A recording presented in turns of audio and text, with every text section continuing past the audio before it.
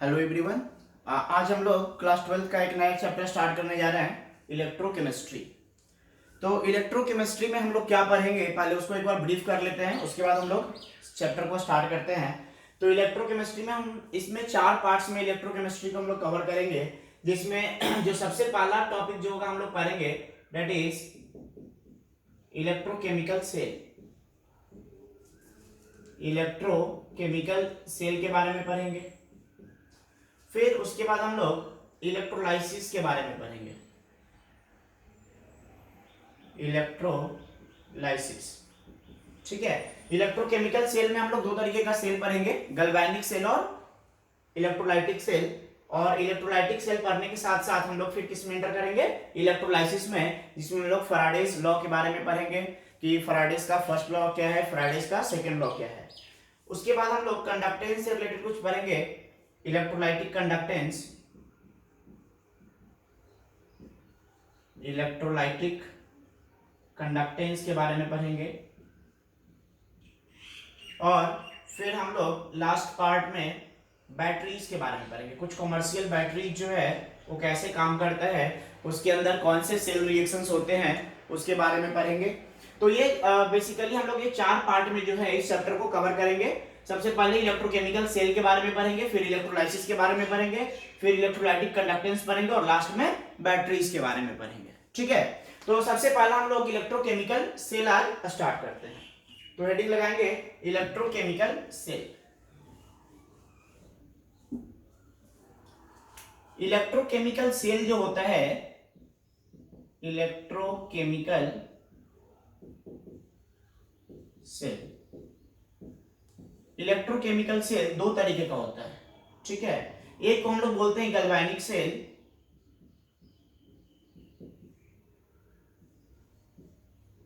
Galvanic cell, या इसी को हम लोग वोल्टाइक सेल भी बोलते हैं, या फिर डेनियल सेल। गैल्वेनिक सेल और डेनियल सेल। और दूसरा जो होता है इसको हम लोग बोलते हैं electrolytic cell.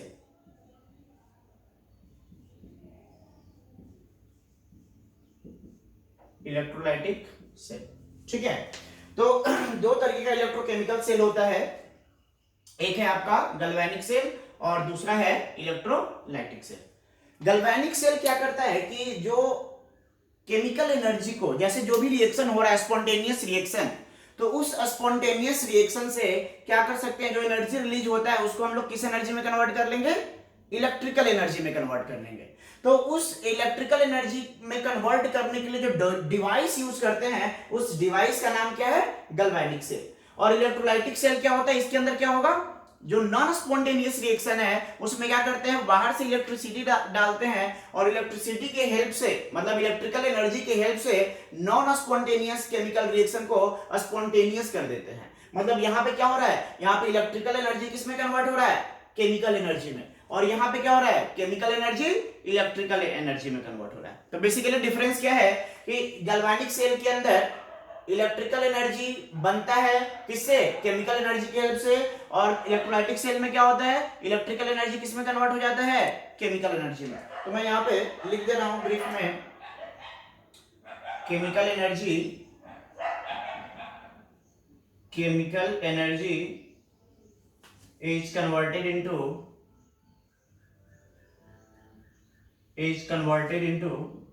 electrical energy।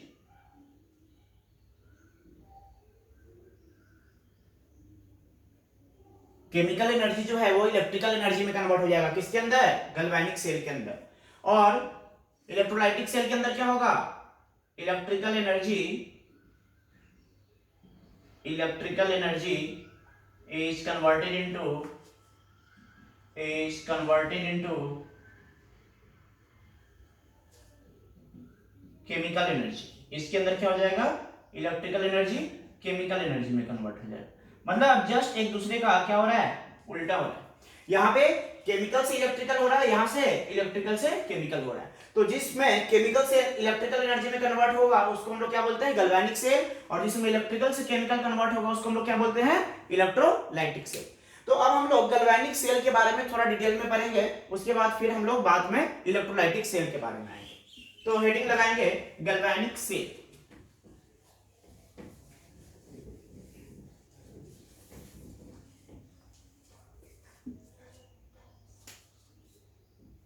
Galvanic cell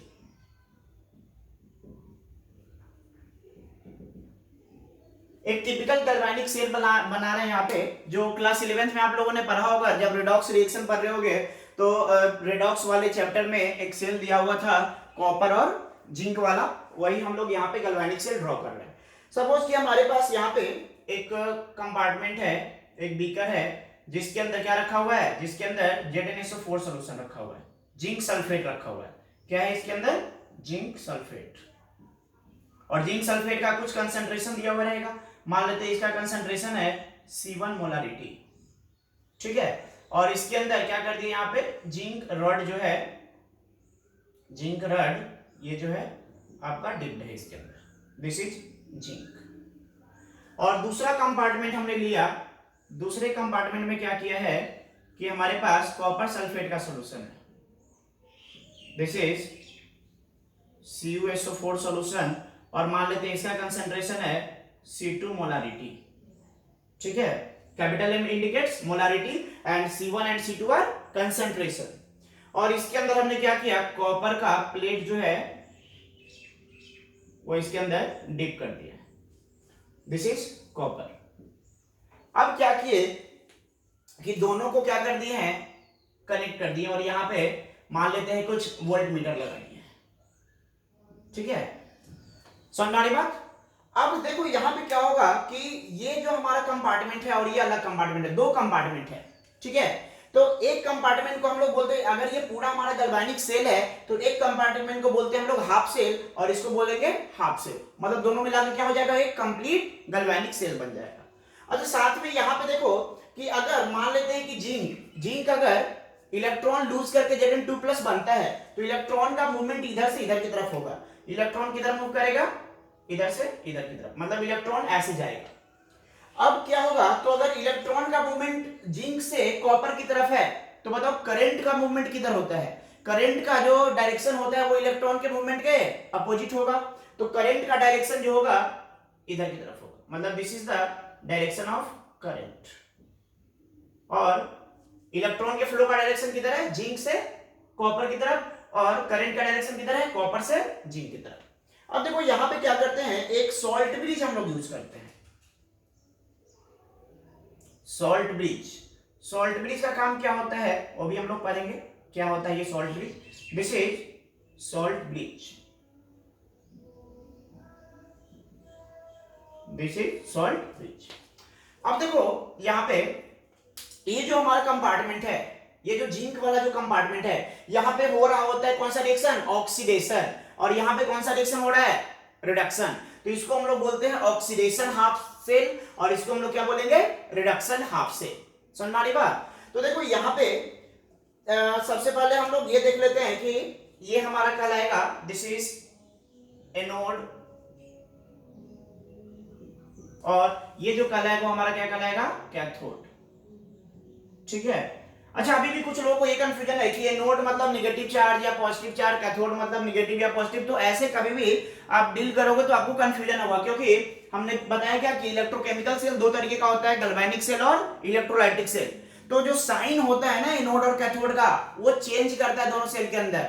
तो क्या चीज चेंज नहीं करता है, तो वो चीज ध्यान रखेंगे कि एनोड वैसा कंपार्टमेंट है या वैसा इलेक्ट्रोड है जहां पे कौन सा रिएक्शन होता है, जहां पे ऑक्सीडेशन होता है, और कैथोड वैसा इलेक्ट्रोड है जहां पे रिडक्शन होता है। समझ में आ रही बात? तो पहले हम लोग एनोड और कैथोड को डिफाइन कर लेते हैं, लिख देते हैं हम लोग कि some basic terms used in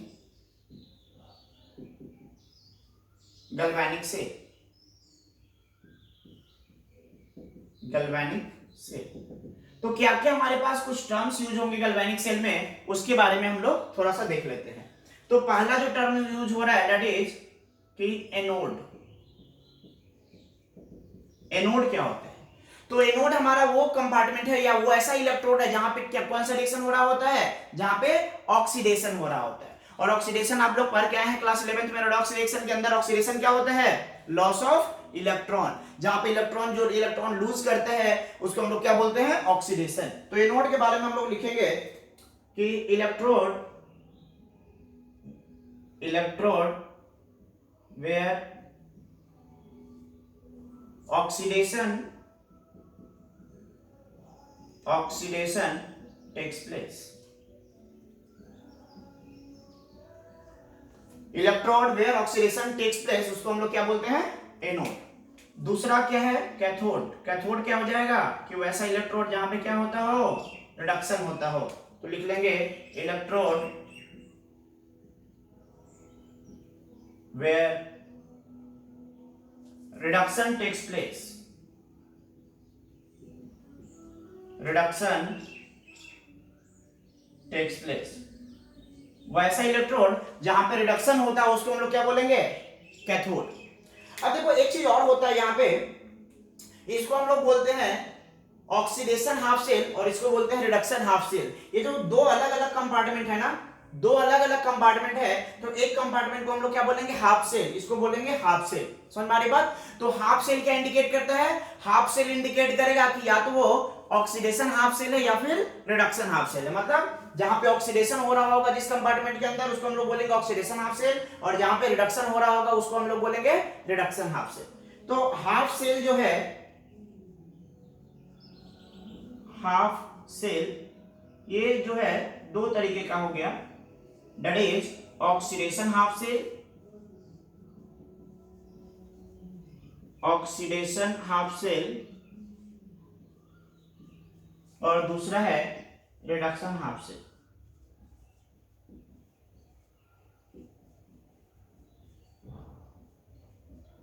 oxidation half cell and reduction half cell. समझ में आ रही बात।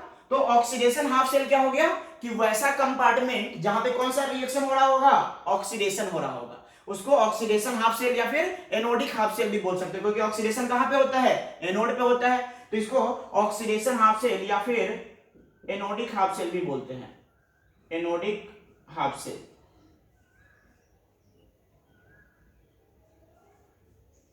एनोडिक हाफ सेल क्यों बोल रहे हैं, क्योंकि ऑक्सीडेशन हो रहा है, और ऑक्सीडेशन कहां पे होता है, एनोड पे होता है। उसी तरीके से इसको क्या बोलेंगे, रिडक्शन हाफ सेल या फिर कैथोडिक हाफ सेल।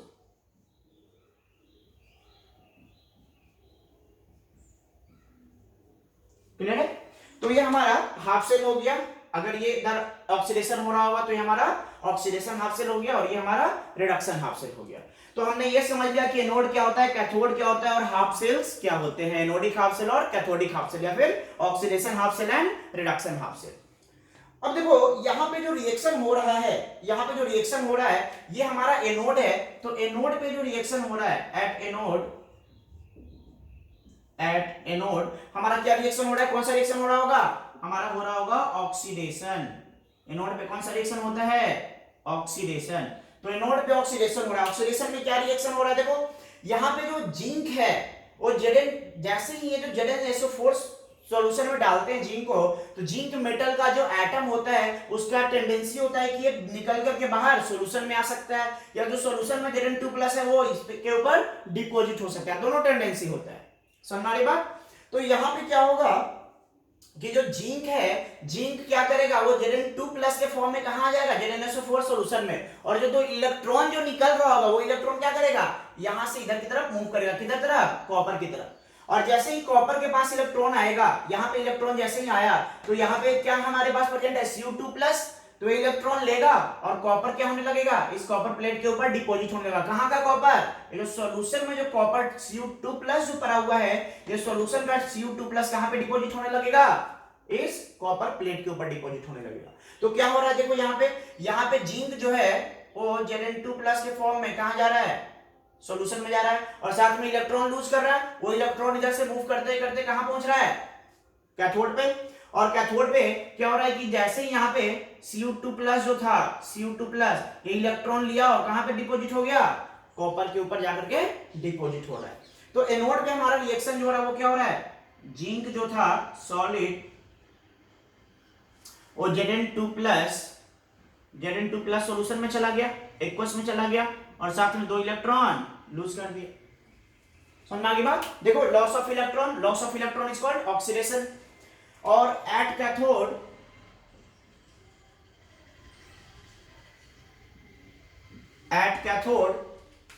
पे कौन सा रिएक्शन होता है? रिडक्शन।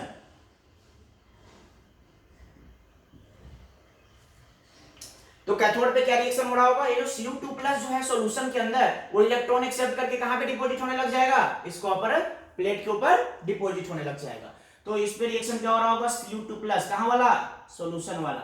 वो क्या कर रहा है? इलेक्ट्रॉन को एक्सेप्ट कर रहा है और किस में कन्वर्ट हो जा रहा है? Cu सॉलिड में कन्वर्ट हो जा रहा है। तो ये रिएक्शन यहां पे हो रहा होगा। तो ये हाफ रिएक्शन है, ये भी हाफ रिएक्शन है। ये केवल ऑक्सीडेशन लिखा हुआ है, तो ये इसको हम लोग बोलेंगे ऑक्सीडेशन हाफ रिएक्शन। यहाँ पे केवल रिडक्शन लिखा हुआ है, इसको क्या बोलेंगे? Reduction half reaction. तो ओवरऑल रिएक्शन क्या हो जाएगा? दोनों रिएक्शन को क्या कर दोगे? ऐड कर दोगे, तो हमारे पास आ जाएगा ओवरऑल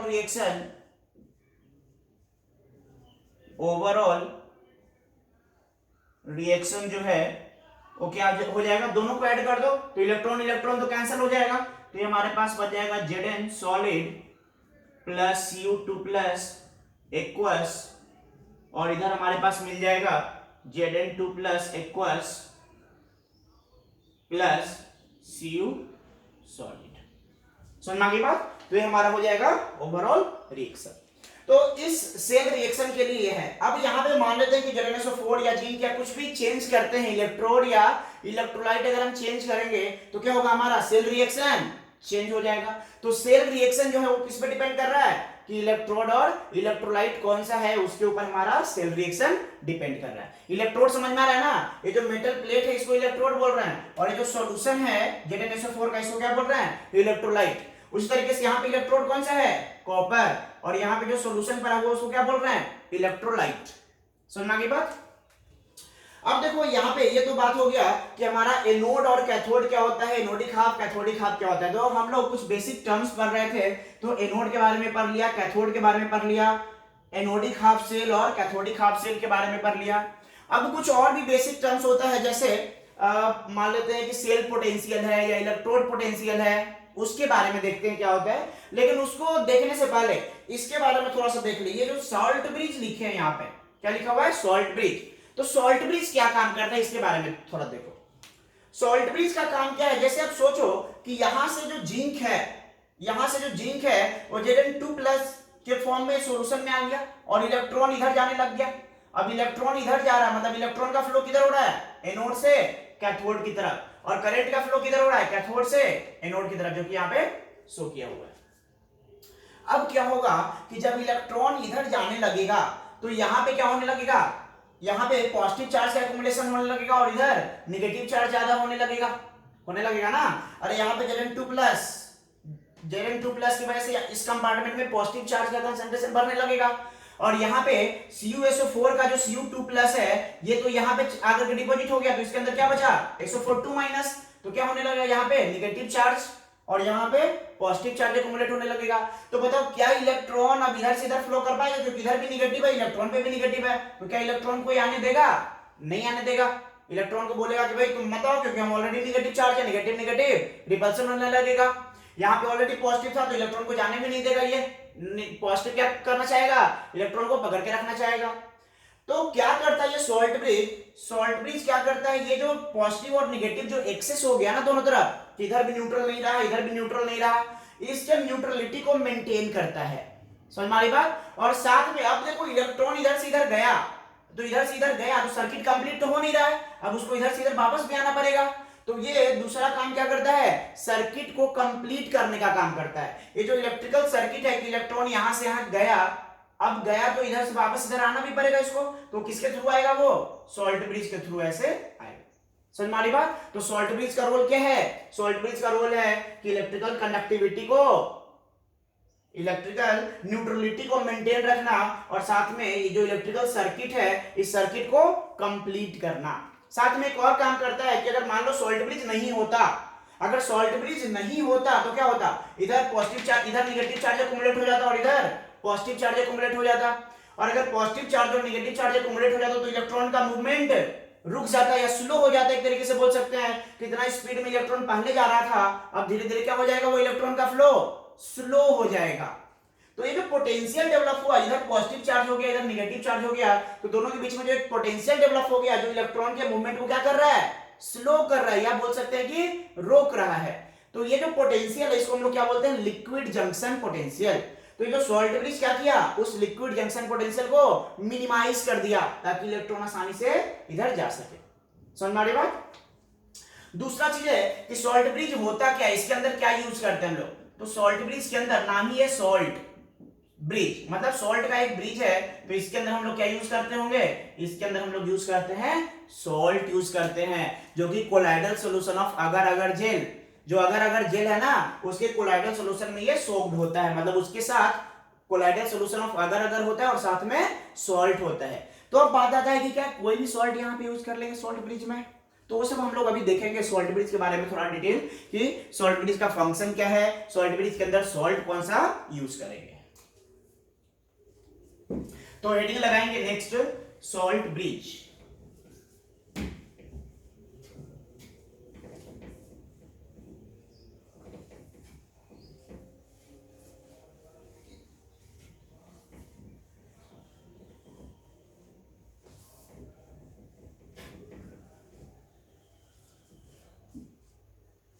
सॉल्ट ब्रिज,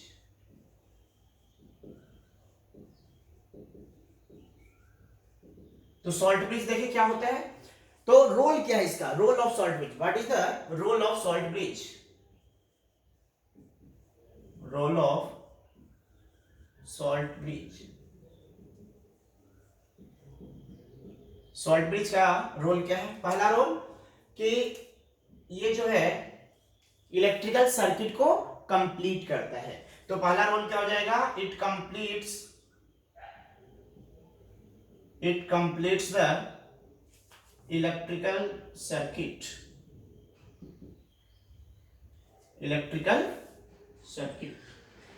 देखे थे अभी हम लोगों ने कि इलेक्ट्रॉन उधर फ्लो कर रहा था, वापस सॉल्ट ब्रिज के थ्रू इधर आएगा। दूसरा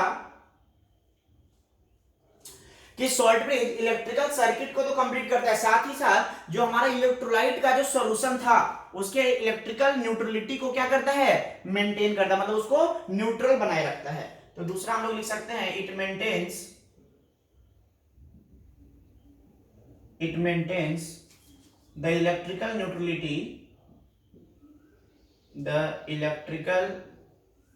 neutrality of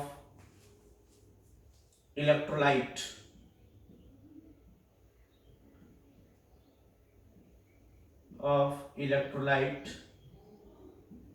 in both compartment, मतलब anodic half and cathodic half.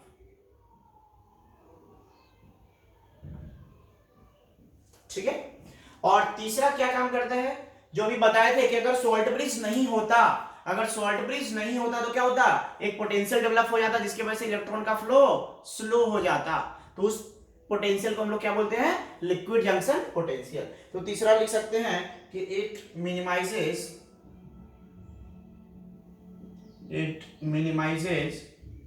Liquid junction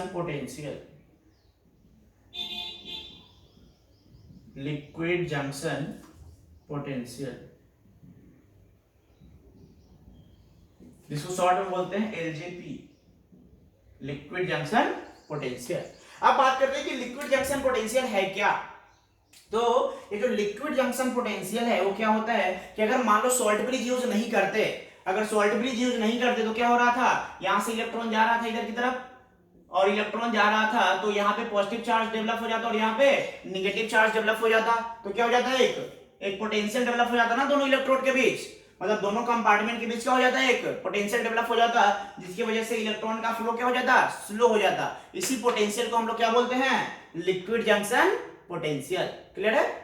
तो ये हमारा रोल ऑफ सॉल्ट ब्रिज, की सॉल्ट ब्रिज क्या काम करता है। तो सॉल्ट ब्रिज काम करता है ये तीन, इलेक्ट्रिकल न्यूट्रलिटी को मेंटेन करता है, इलेक्ट्रिकल सर्किट कंप्लीट करता है और लिक्विड जंक्शन पोटेंशियल को मिनिमाइज करता है। लिक्विड जंक्शन पोटेंशियल मिनिमाइज होने से क्या होता है, इलेक्ट्रॉन का फ्लो स्लो नहीं होता है, उसी रफ्तार से होते रहता है।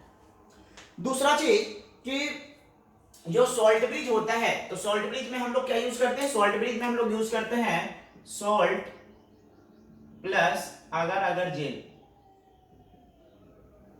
अगर अगर जेल, ठीक है।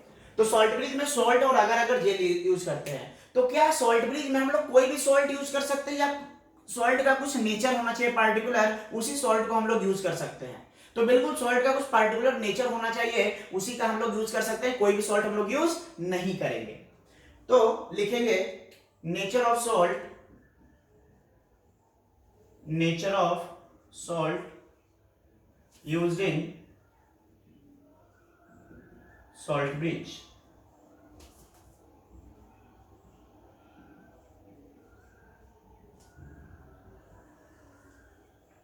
Nature of salt used in salt bridge.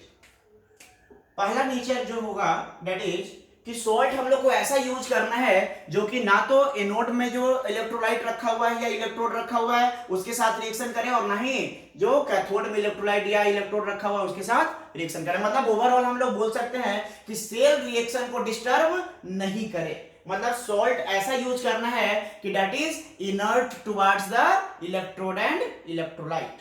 तो पहला लिखेंगे कि सॉल्ट शुड बी inert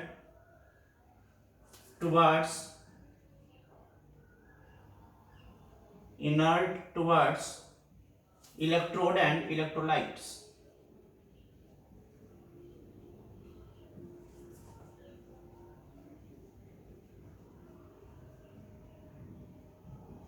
समझ हमारी बात, मतलब इलेक्ट्रोड और इलेक्ट्रोलाइट के साथ सॉल्ट नहीं रिएक्ट करना चाहिए, नहीं तो क्या होगा, नहीं तो फिर सेल रिएक्शन ही चेंज हो जाएगा। तो सॉल्ट हमें ध्यान से यूज करना है। दूसरा कि सॉल्ट के अंदर जो एनायन और कैटायन जो होता है उसका जो मूवमेंट है, मतलब एनायनिक पार्ट का मूवमेंट और कैटायनिक पार्ट का मूवमेंट जो है वो ऑलमोस्ट क्या होना चाहिए, सेम होना चाहिए। अगर सेम नहीं होगा तो क्या होगा, अगर सेम नहीं होगा, मान लो एनायन बहुत ज्यादा स्पीड मूव कर गया, कैटायन थोड़ा धीरे मूव कर रहा है, तो फिर से वही लिक्विड जंक्शन पोटेंशियल क्रिएट हो जाएगा और फिर इलेक्ट्रॉन का फ्लो धीरे हो जाएगा। मतलब जिस पर्पस के लिए हम लोग सॉल्ट ब्रिज यूज कर रहे थे वो पर्पस हमारा सॉल्व भी नहीं हो रहा है। समझ में आ रही बात? तो इस वजह से सॉल्ट हमें ऐसा यूज करना है जिसके अंदर एनायन और कैटायन दोनों का मूवमेंट क्या हो, ऑलमोस्ट सेम हो। तो दूसरा नेचर लिखेंगे ionic mobility of anion and cation of salt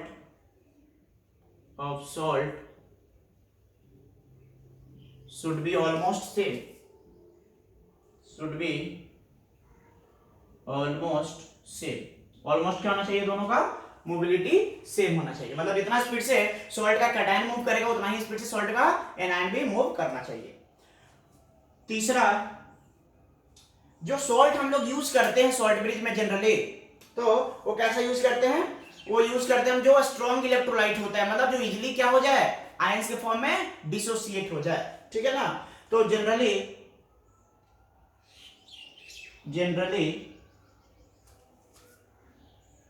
a strong electrolytic salt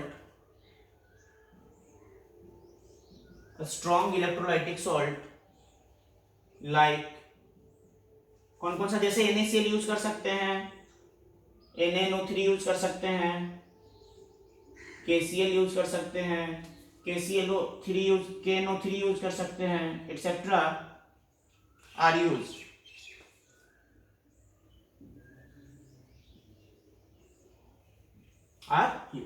ठीक है। तो ये है हमारे पास नेचर ऑफ सॉल्ट, कि सॉल्ट का नेचर कैसा होना चाहिए सॉल्ट ब्रिज में। तो inert towards electrode and electrolyte, मतलब उसके साथ रिएक्ट नहीं करना चाहिए। Ionic mobility of anionic and cationic part जो होना चाहिए वो क्या होना चाहिए, सेम होना चाहिए। और generally strong electrolytic salt use करते हैं जैसे NaCl, NO3, KCl और KNO3, ये सब सॉल्ट जो है जनरली हम लोग सॉल्ट ब्रिज के अंदर यूज करते हैं। अब क्वेश्चन आया होगा किसी के मन में कि अगर मान लेते हैं कि जो हमने बनाया था अभी 2 कंपार्टमेंट और यहाँ पे हमने जो सॉल्ट ब्रिज लगाया था, तो ऐसा भी तो हो सकता था कि सॉल्ट ब्रिज के अंदर ये जो इलेक्ट्रॉन है, इलेक्ट्रॉन इधर से इधर मूव कर जाए, या जो Zn2+ था वो Zn2+ यहां से ऐसे मूव कर जाता। तो नहीं, सॉल्ट ब्रिज जो है वो केवल किसके मूवमेंट को अलाउ करता है, केवल सॉल्ट के आयंस के मूवमेंट को ही अलाउ करता है। ये जो इलेक्ट्रोड और इलेक्ट्रोलाइट का जो आयंस है ना, इसके मूवमेंट को अलाउ नहीं करता है। तो नोट का एक पॉइंट लिखेंगे,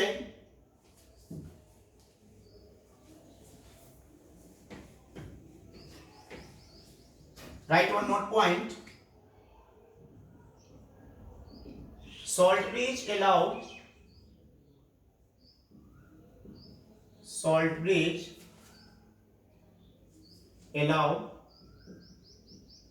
movement of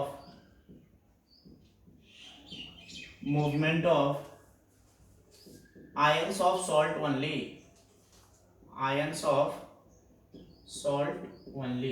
केवल सॉल्ट के आयंस के ही मूवमेंट को अलाउ करता है। जो एनोड और जो कैथोड के कंपार्टमेंट में एनायन और कैटायन है उसके मूवमेंट को अलाउ नहीं करता है। क्यों? इसी वजह से तो उसमें क्या यूज करते हैं, अगर जेल यूज करते हैं। तो अगर जेल क्या करता है, उसके मूवमेंट को प्रिवेंट करता है। जो हमारे कंपार्टमेंट में, जो एनोडिक और कैथोडिक कंपार्टमेंट में जो हमारे पास आयंस है ना, उसके मूवमेंट को क्या करता है, वो स्टॉप करता है।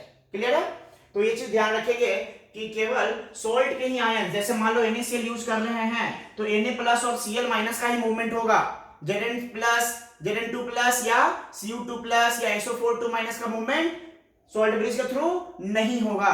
समझ में आ रही बात? सॉल्ट ब्रिज के थ्रू केवल, मान लो कि सॉल्ट ब्रिज में हमने NaCl सॉल्ट यूज किया है, कंपार्टमेंट में है जिंक सल्फेट और कॉपर सल्फेट, तो क्या Zn2+ का मूवमेंट होगा सॉल्ट ब्रिज के थ्रू? नहीं होगा। क्या Cu2+ का होगा? नहीं होगा। क्या सल्फेट आयन का होगा? नहीं होगा। क्या Na+ का होगा? बिल्कुल। Na+ किसका आयन है? सॉल्ट का आयन है। तो सॉल्ट के आयन का मूवमेंट होगा, कंपार्टमेंट वाला जो आयन है उसका मूवमेंट नहीं होगा। तो ये था हमारे पास कि किस तरीके से गैल्वेनिक सेल का कंस्ट्रक्शन होता है। उसमें एनोडिक हाफ, मतलब जिसको हम लोग बोल सकते हैं कि ऑक्सीडेशन हाफ होता है, रिडक्शन हाफ होता है, और इस साथ में क्या होता है, सॉल्ट ब्रिज यूज करते हैं। अब हम लोग बात करेंगे कि किस तरीके से हम लोग रिप्रेजेंट करते हैं जो गैल्वेनिक सेल है उसका रिप्रेजेंटेशन हम लोग कैसे करते हैं। तो नेक्स्ट हेडिंग लगाएंगे IUPAC रिप्रेजेंटेशन,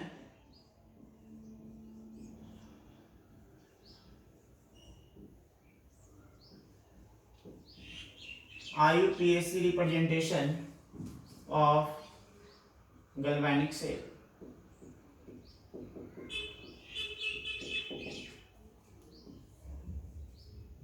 तो देखो कैसे रिप्रेजेंट करते हैं।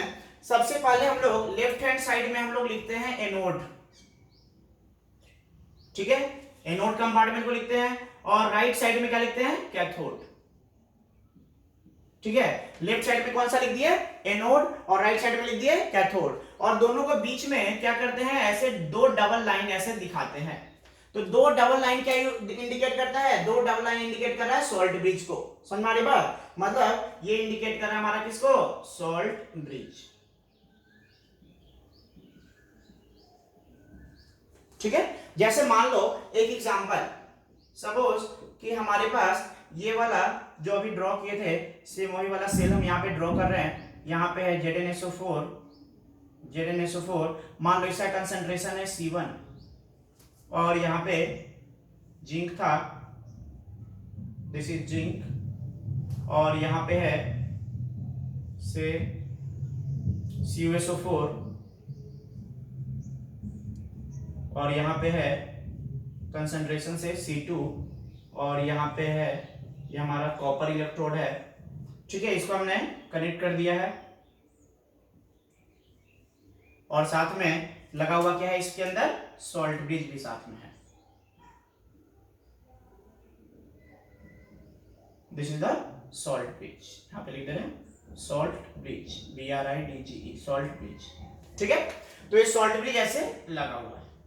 अब देखो इसको अगर IUPAC रिप्रेजेंटेशन, जैसे ये सेल ऐसे लिखा हुआ है, इसका IUPAC रिप्रेजेंटेशन करना है, तो देखो क्या हो सकता है कि यहाँ पे जो हमारा है इसका हम IUPAC, पहले हम देखो सेल रिएक्शन अगर लिखे, सेल रिएक्शन लिखे तो एनोड पे क्या हो रहा होगा, एनोड पे हो रहा है zinc converting into Zn2+ +2 electron.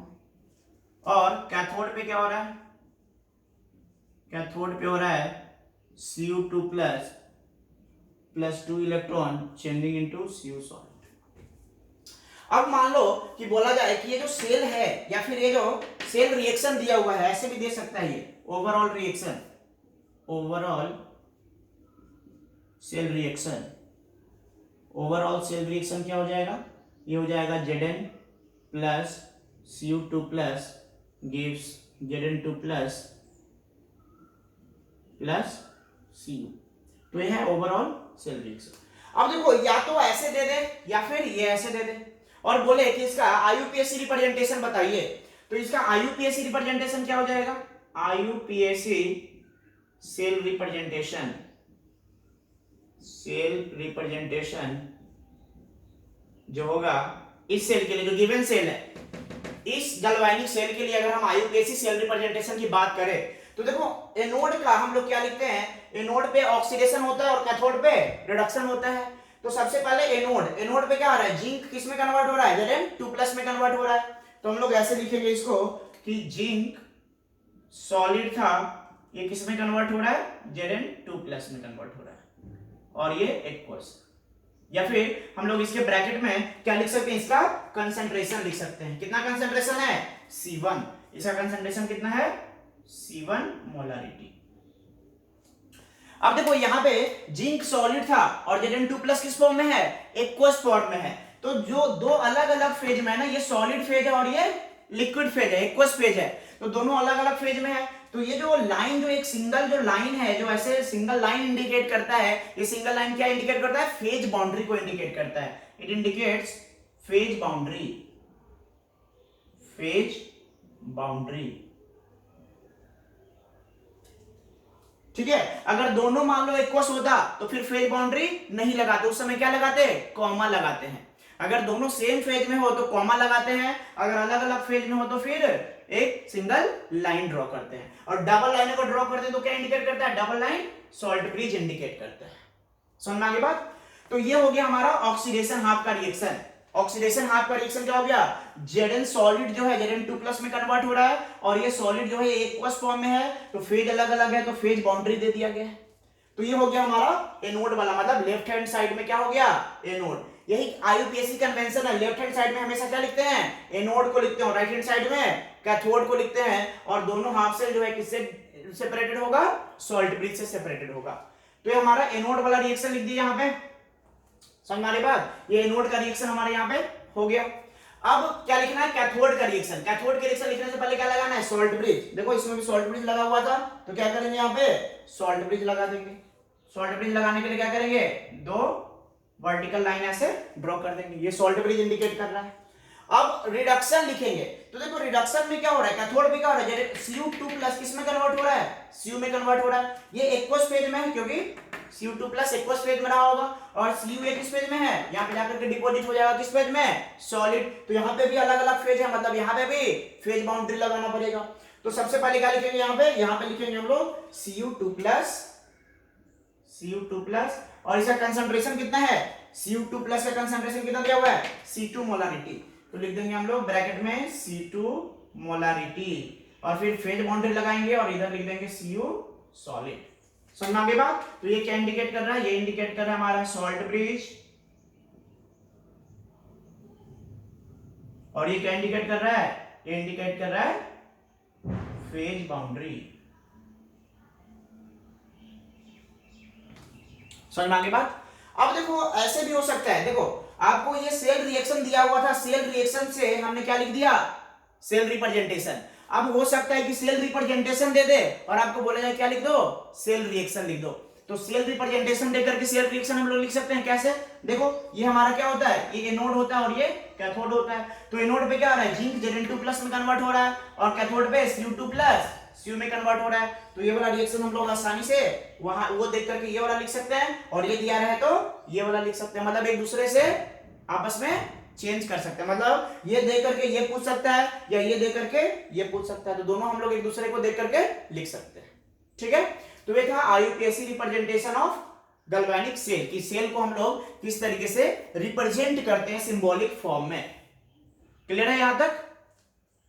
अब हम लोग बात करेंगे कि जो सेल है, जैसे जो भी हम लोग सेल बना रहे हैं उससे हमें कितना पोटेंशियल मिलेगा, मतलब कितना वोल्टेज मिलेगा, कितना वोल्टेज मिलेगा। जैसे हमने अभी पढ़ा ना कि गैल्वेनिक सेल क्या करता है, केमिकल सेल को इलेक्ट्रिकल एनर्जी में कन्वर्ट करता है, केमिकल एनर्जी को इलेक्ट्रिकल एनर्जी में कन्वर्ट करता है। तो जब इलेक्ट्रिकल एनर्जी में कन्वर्ट करेगा तो हमें कुछ ना कुछ वोल्टेज मिलेगा। तो कितना वोल्टेज मिलेगा, कौन सा फैक्टर्स अगर हम चेंज करेंगे तो वोल्टेज ज्यादा होगा या वोल्टेज कम होगा, उसके बारे में हम लोग कैलकुलेशन पढ़ेंगे। तो सबसे पहले हम लोग कुछ बेसिक टर्म्स यहां पे भी यूज होता है उसके बारे में देख लेते हैं। जैसे एक होता है electrode potential, electrode potential,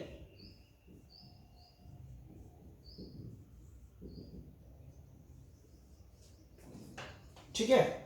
electrode potential क्या होता है, जैसे मान लो कि अगर कोई भी हमारे पास एक इलेक्ट्रोड हमने लिया, जैसे मान लो कि यहां पे हमने क्या ले लिया, सपोज ये ZnSO4 है और इसके अंदर हमने एक जिंक,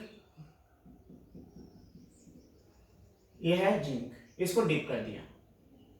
तो क्या होता है कि ये जो इलेक्ट्रोड और इलेक्ट्रोलाइट है, जैसे जैसे यहाँ पे ZnSO4 रखे, मतलब इसके अंदर क्या रहा होगा, इसके अंदर Zn2 प्लस रहा होगा और SO4 2 माइनस भी रहा होगा और यहाँ पे जिंक है। तो ये हो सकता है कि जिंक जो है इलेक्ट्रॉन लूज करे और किस में कन्वर्ट हो जाए, Zn2 प्लस में कन्वर्ट हो जाए। मतलब मेटल का जो एटम, जिंक एटम है, वो कहां आना चाहेगा, सॉल्यूशन में। या ऐसा भी हो सकता है कि ये जो Zn2 प्लस है वो इलेक्ट्रॉन गेन करे और किस पे डिपॉजिट हो जाए, ये जाकर के जिंक मेटल पे डिपॉजिट हो जाए। मतलब दोनों जगह पे जा सकता है, ये दोनों जाने का पॉसिबिलिटी है।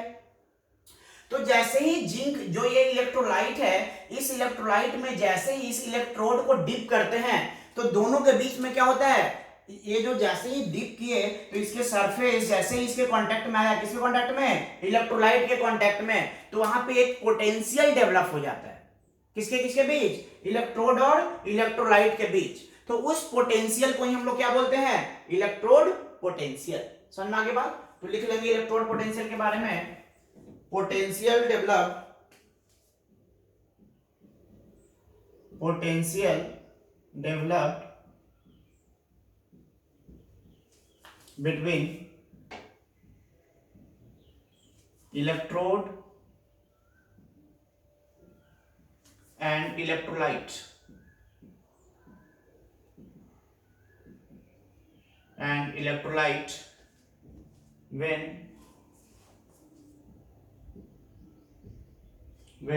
electrode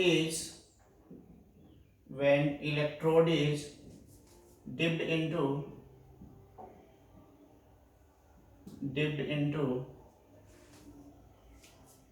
electrolyte, ठीक है। जब इलेक्ट्रोड को इलेक्ट्रोलाइटिक सॉल्यूशन में डिप करते हैं तो दोनों के बीच में जो एक पोटेंशियल डेवलप होता है उसी को हम लोग क्या बोलते हैं, इलेक्ट्रोड पोटेंशियल। अच्छा, एक टर्म और यूज होता है कहीं कहीं पे जिसको हम लोग बोलते हैं standard electrode potential, standard electrode potential.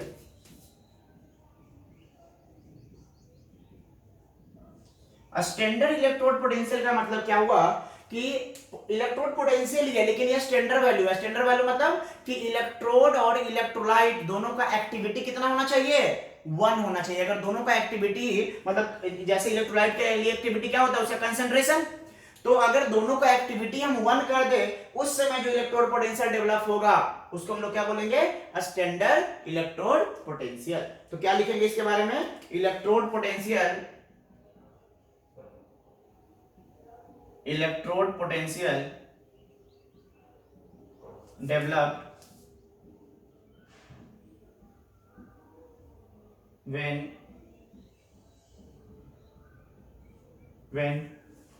activity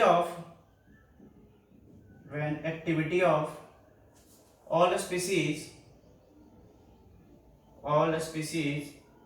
are unity मतलब 1, ठीक है, कि उसका कंसंट्रेशन कितना हो जाए, जैसे इलेक्ट्रोलाइट है उसका कंसंट्रेशन कितना हो जाए, 1 मोलारिटी। तो उस समय जो इलेक्ट्रोड पोटेंशियल डेवलप होगा उसको हम लोग क्या बोलेंगे, स्टैंडर्ड इलेक्ट्रोड पोटेंशियल। दूसरा चीज होता है अब इलेक्ट्रोड पोटेंशियल जो है, जैसे मान लो कि अगर एनोड पे हो रहा है तो उस एनोड पे हो रहा है तो ऑक्सीडेशन होगा, तो उसको हम लोग बोलते हैं ऑक्सीडेशन पोटेंशियल। अगर वो कैथोड वाला कंपार्टमेंट है तो वहां पे जो होगा उसको हम लोग क्या बोलेंगे, रिडक्शन पोटेंशियल। तो इलेक्ट्रोड पोटेंशियल जो हमारे पास दो तरीके का हो गया, इलेक्ट्रोड पोटेंशियल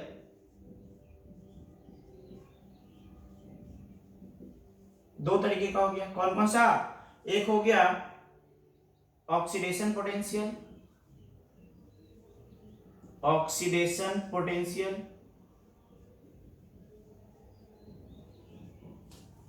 और एक हो गया रिडक्शन पोटेंशियल।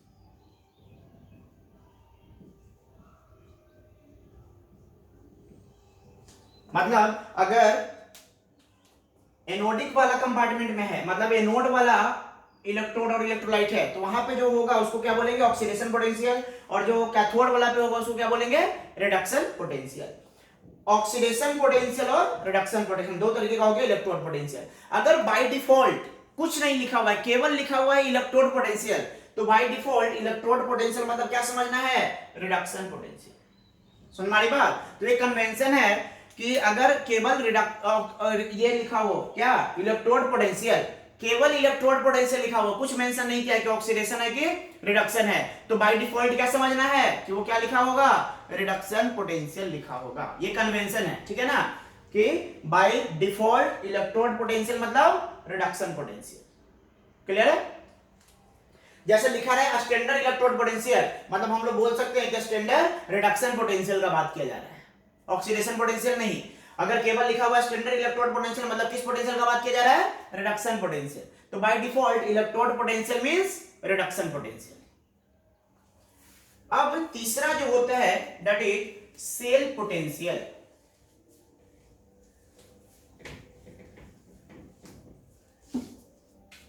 सेल पोटेंशियल, यही जो है हमारा पता चलेगा कि उस जो गैल्वेनिक सेल है उससे हमें कितना वोल्टेज मिल रहा है। सेल पोटेंशियल, जिसको हम लोग शॉर्ट में बोलते हैं ई सेल। ये मतलब इलेक्ट्रोमोटिव फोर्स, ठीक है ना। ई सेल मतलब सेल पोटेंशियल, शॉर्ट में सिंबॉलिकली इसको हम लोग इस तरीके से लिखते हैं। तो सेल पोटेंशियल जो होता है, सेल पोटेंशियल, इसको हम लोग बोल सकते हैं कि that is the oxidation potential of anode plus reduction potential of cathode.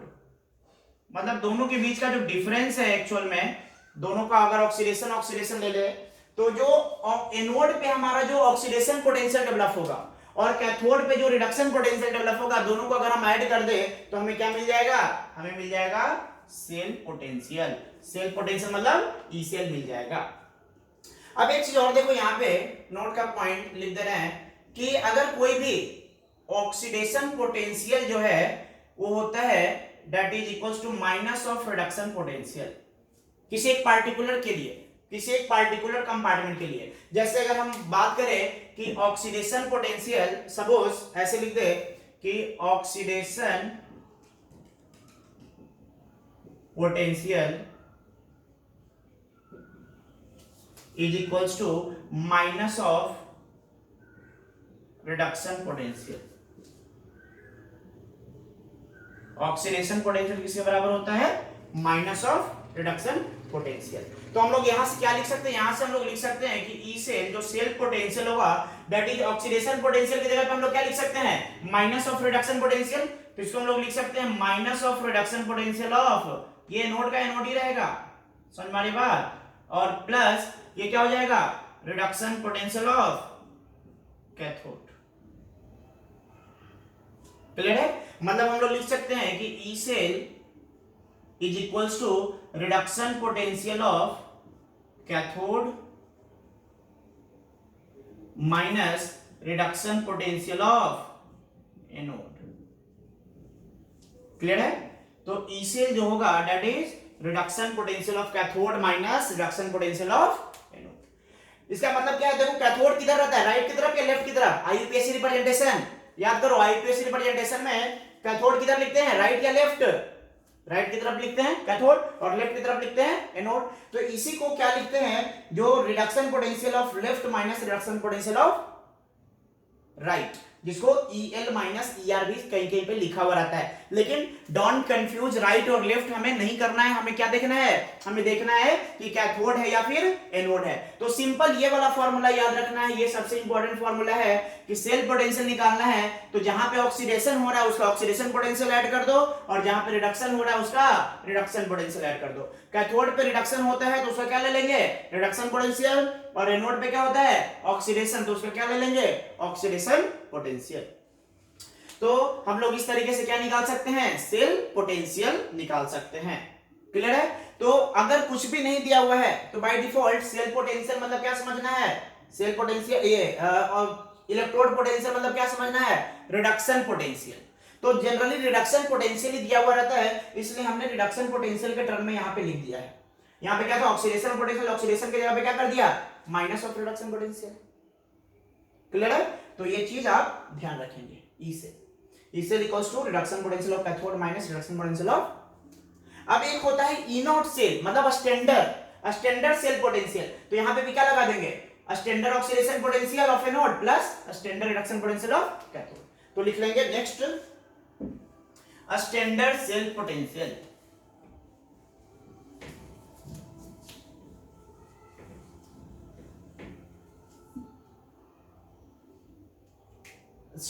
मैं इसको मिटा दूं, स्टैंडर्ड सेल पोटेंशियल।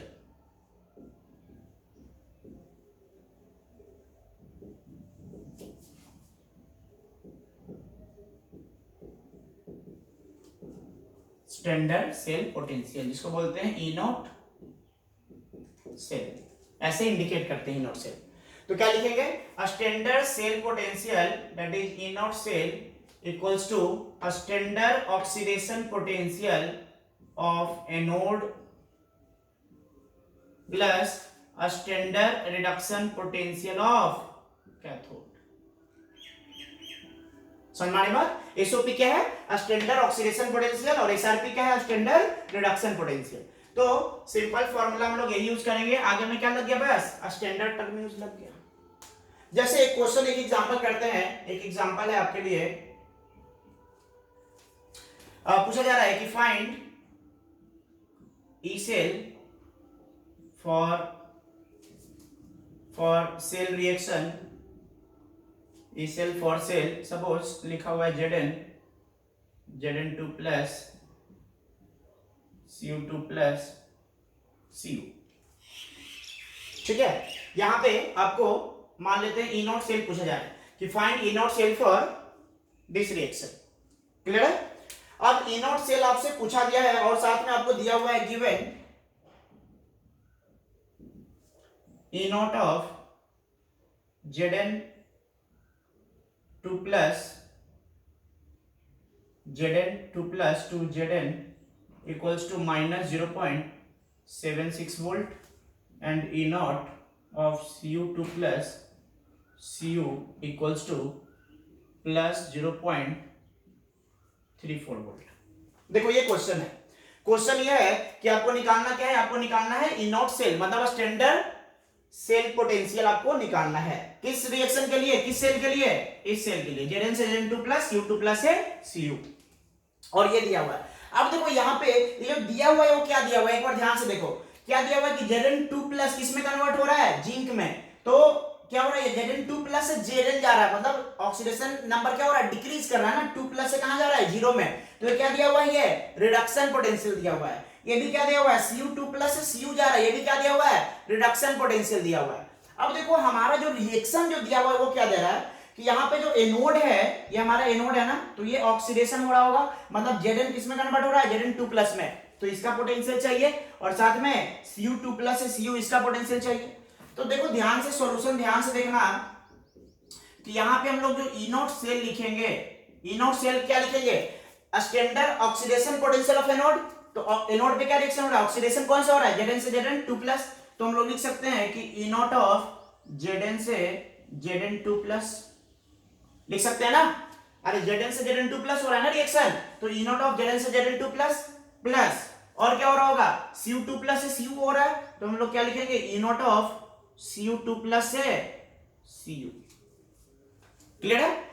अब देखो यहाँ पे जो वैल्यू दिया हुआ है वो किसका दिया हुआ है, Zn2 प्लस से Zn का दिया हुआ है, लेकिन हमें चाहिए किसका, Zn से Zn2 प्लस चाहिए। मतलब ये हमें चाहिए ऑक्सीडेशन पोटेंशियल, दिया हुआ क्या है, रिडक्शन पोटेंशियल, तो साइन क्या कर देंगे, उल्टा कर देंगे। तो इसको हम लोग लिख सकते हैं that is minus of E not Zn2 plus से Zn। लिखे थे ना अभी नोट का पॉइंट कि oxidation potential equals to minus of reduction potential. तो ये जो ऑक्सीडेशन पोटेंशियल था माइनस साइन लगा दिया तो क्या हो गया, Zn इधर, Zn2 प्लस इधर लिख देंगे और Zn इधर लिख देंगे। तो क्या कर दिया, Zn2 प्लस से Zn कर दिए और प्लस इसको ऐसे ही रहने देते हैं, E not of Cu2 plus से Cu। अब बताओ इसका वैल्यू कितना दिया हुआ है, इसका वैल्यू कितना दिया हुआ है, इसका वैल्यू दिया हुआ है माइनस ऑफ 0.76 और एक माइनस पहले से है, तो कितना हो जाएगा, ये हो जाएगा प्लस 0.76 वोल्ट। और साथ में इसका वैल्यू कितना दिया हुआ है, इसका वैल्यू डायरेक्ट हमें पता है Cu2 प्लस है, Cu का दिया हुआ है ना 0.34 वोल्ट, दोनों को ऐड कर दो कितना आ जाएगा 1.10 वोल्ट। यही हमारा क्या आ जाएगा इस सेल के लिए, इस सेल के लिए स्टैंडर्ड सेल पोटेंशियल। तो स्टैंडर्ड सेल पोटेंशियल कितना आ गया 1.10 वोल्ट। क्लियर है। तो इस तरीके से हम लोग स्टैंडर्ड सेल पोटेंशियल निकालेंगे।